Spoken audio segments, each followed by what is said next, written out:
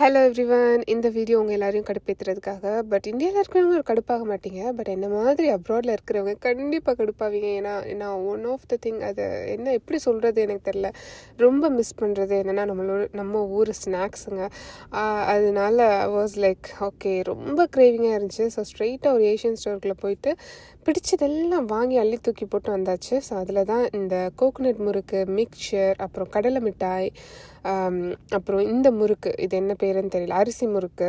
அவசரத்தில் இதெல்லாம் அந்த வே பேக்கே நாங்கள் ஓப்பன் பண்ணி சாப்பிட ஆரம்பிச்சிட்டோம். அவ்வளோ cravings. And banana chips fried. And இது எனக்கு நாகர்கோயிலில் உள்ளது ரொம்ப பிடிக்கும்.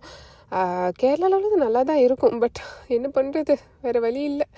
அண்ட் டேப்பியோக்கா சிப்ஸ், எத்தனை பேருக்கு இது ரொம்ப பிடிக்கும் தெரியல. ரொம்ப ஸ்பைஸியாக இதெல்லாம் நல்லா ஈவினிங் ஸ்நாக் சாப்பிட்டா சூப்பராக இருக்கும். அண்ட் ஸ்வீட்ஸில் எனக்கு எல்லா ஸ்வீட்ஸும் பிடிக்காது. பட் சோன் பப்படி ஒரு special place.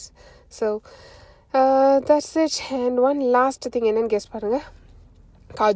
Kaju mix mixture. எனக்கு காஜு பக்கோடா ரொம்ப பிடிக்கும். ஐயோ, ஐ grave kaju pakoda.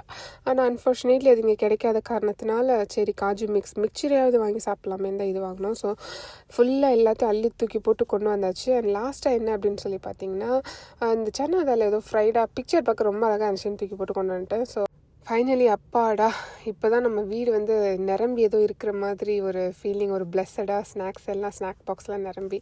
So happy days, பாய்.